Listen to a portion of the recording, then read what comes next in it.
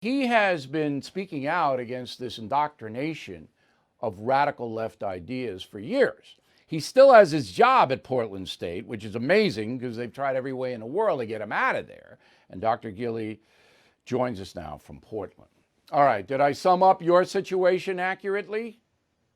Yeah, you sure did, Bill. And they're still trying, but I'm still here. All right, and listen, um, if they get you, it's all over because there are not many professors like you.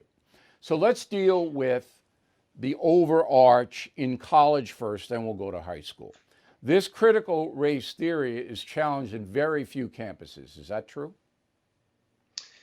Yeah, there's not much pushback. It crept in along with all the changes in higher education since the 1960s. And now, thanks to people like Robin DiAngelo, if you criticize it, then that's more evidence of how deep-seated the problem is. Yeah, you're a racist if you criticize critical race theory, which says America is an awful, evil country to this day that goes out of its way to brutalize African Americans. Now, do you think most college professors believe it or are so frightened they go along with it?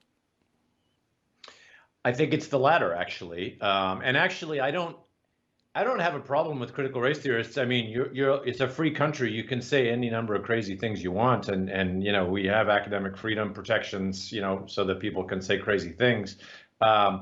What I am more concerned about is the sort of center-left would-be liberals who say, well, I don't believe in it, and I don't really like what they're doing, but just keep my head down, and this will pass, and it'll all go back to normal again. Those people, to me, are the real traitors to academic freedom, free speech, and the expectation of the taxpayer that their universities and colleges should be places of open debate and a variety of perspectives.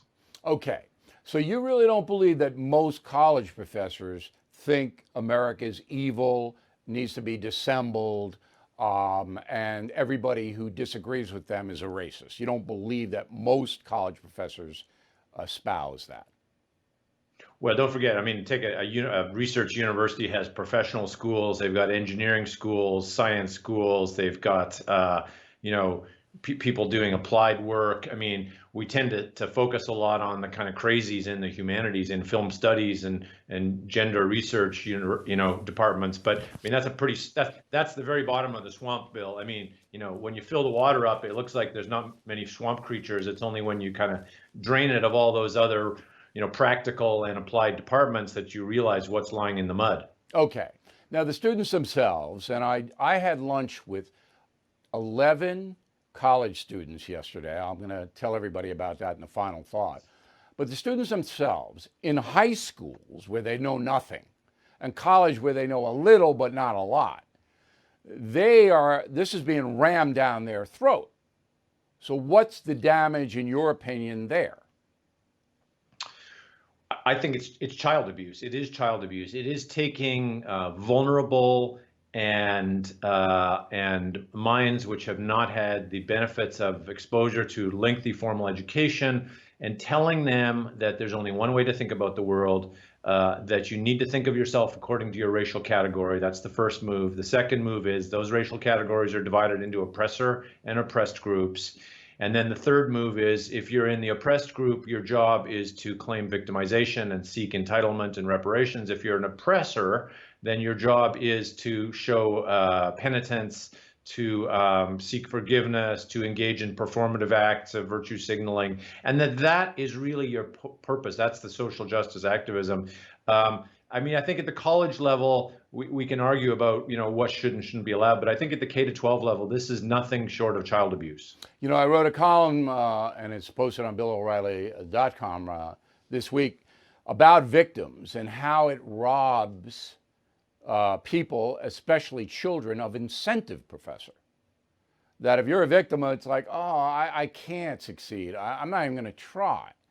And particularly if you're not, incredibly gifted, and you really have to slug through like I did.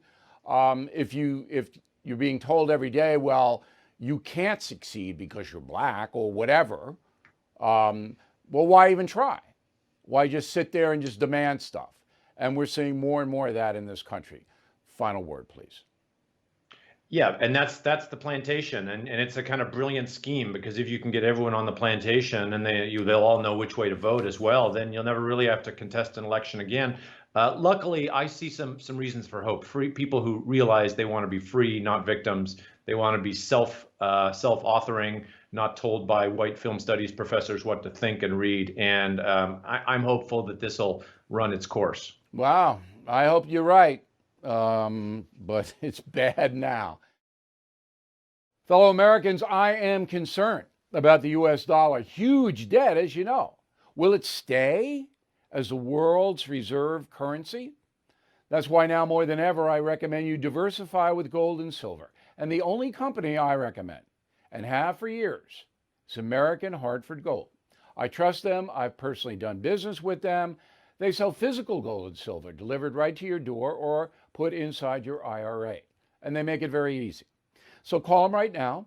Make sure you tell them Bill O'Reilly sent you, and they will give you up to $2,500 of free silver on your first order. Since I have been recommending American Hartford Gold, gold shot up more than 40%. Silver, more than 60%. So don't wait. Call them now. 866-501-5201. 866-501-5201. Or text Bill to 65532.